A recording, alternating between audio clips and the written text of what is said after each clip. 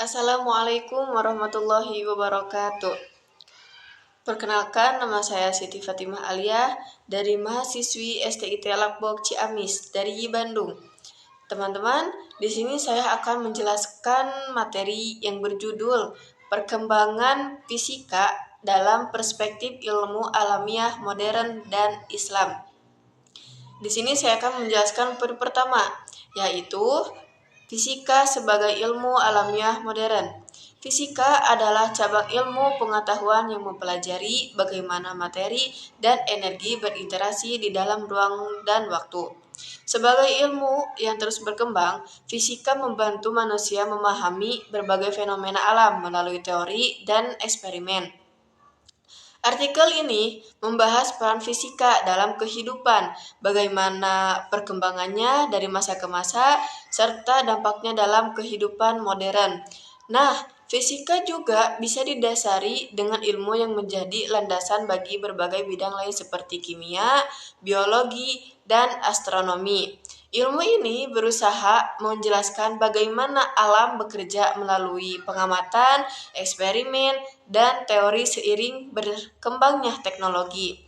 Fisika juga semakin berperan dalam kehidupan sehari-hari, mulai dari transportasi, komunikasi, hingga kesehatan. Poin kedua, peran fisika dalam kehidupan sehari-hari.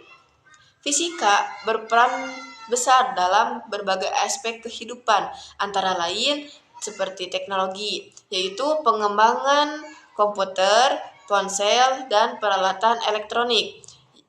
Yang kedua, energi, yaitu berkontribusi dalam dalam studi tenaga nuklir, energi terbarukan, dan efisiensi energi. Nah, poin yang ketiga yaitu perspektif Islam terhadap ilmu pengetahuan. Nah, Islam sangat menekankan bahwa pentingnya ilmu. Bukti paling jelas adalah ayat pertama yang diturunkan kepada Nabi Muhammad SAW, yaitu Iqra, yang berarti bacalah.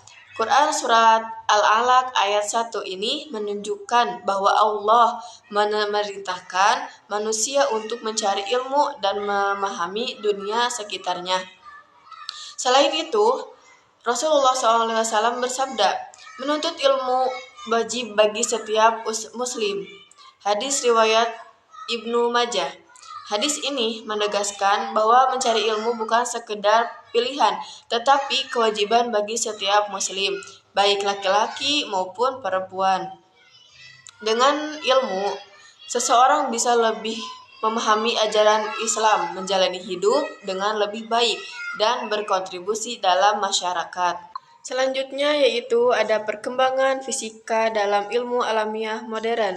Di sini terdapat 3 poin. Poin pertama yaitu sejarah perkembangan fisika dari klasik hingga modern.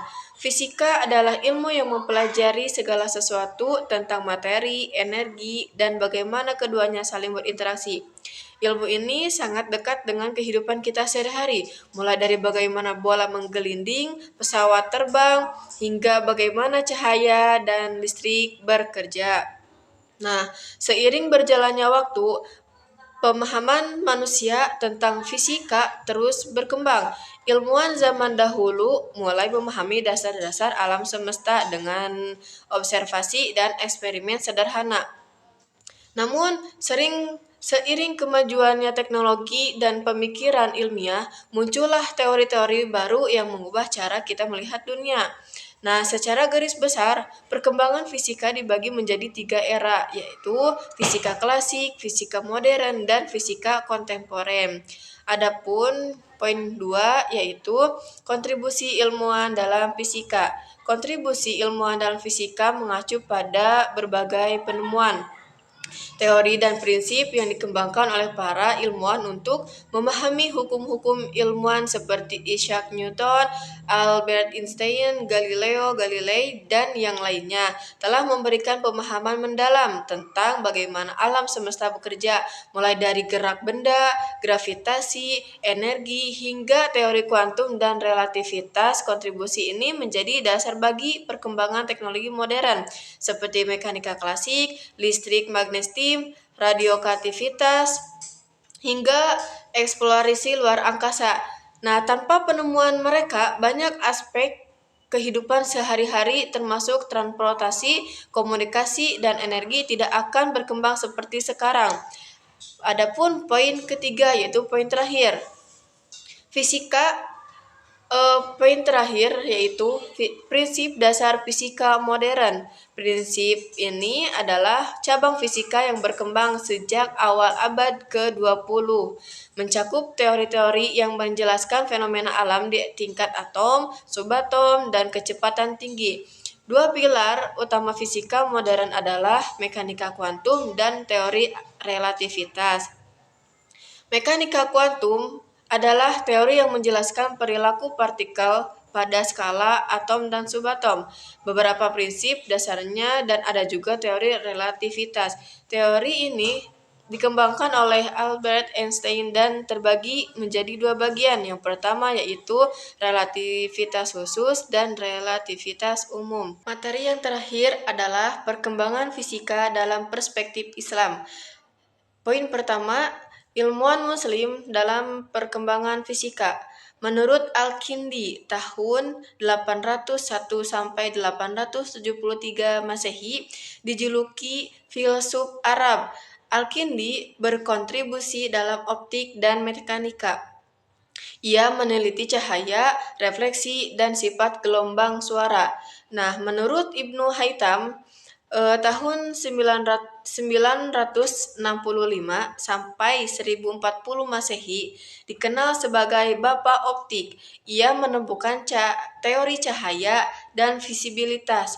Bukunya yaitu terdapat dalam kitab Al-Manazir menjadi dasar optik modern. Poin kedua yaitu hubungan fisika dan konsep kebutuhan dalam Islam. Dalam Islam, alam semesta dipandang sebagai ciptaan Allah Subhanahu wa taala yang berfungsi berdasarkan hukum-hukum yang telah ditetapkannya. Fisika mengungkap keturunan alam yang justru menguatkan keimanan, bukan menggantikannya. Contohnya, hukum gravitasi menunjukkan keseimbangan yang luar biasa dalam penciptaan. Nah, poin ketiga yaitu poin terakhir, ayat-ayat Al-Quran yang berkaitan dengan fenomena fisika. Gravitasi dan keseimbangan alam terdapat beberapa poin. Yang pertama, Allah lah yang meninggikan langit tanpa tiang sebagaimana yang kamu lihat. Quran Surat Ar-Ra'd ayat 2. Nah, poin kedua yaitu cahaya dan optik. Allah pemberi cahaya kepada langit dan bumi. Quran Surat An-Nur ayat 35. Adapun ekspansi alam semesta teori Big Bang dan langit kami bangun dengan kekuasaan kami dan sesungguhnya kami benar-benar meluaskannya. Quran Surat Az-Zariyat ayat 47. Kesimpulannya yaitu integrasi antara sains modern dan Islam. Integrasi sains modern dan Islam adalah pendekatan yang menggabungkan metode ilmiah dengan nilai-nilai Islam.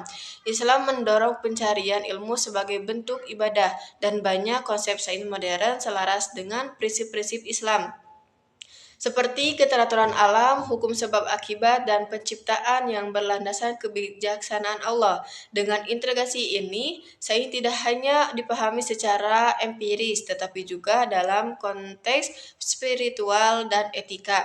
Adapun manfaat mempelajari fisika dalam perspektif holistik, yaitu membantu memahami alam semesta secara lebih luas, tidak hanya dari aspek matematis dan eksperimen, tetapi juga dalam kaitannya dengan filsafat, etika, dan spiritualitas. Perspektif ini memungkinkan manusia melihat keteraturan alam sebagai tanda kebesaran Tuhan. menghubungkan ilmu dengan nilai-nilai kemanusiaan, dan mendorong pengguna teknologi secara bertanggung jawab untuk kesejahteraan umat. Nah, mungkin cukup sekian dari saya. Wassalamualaikum warahmatullahi wabarakatuh.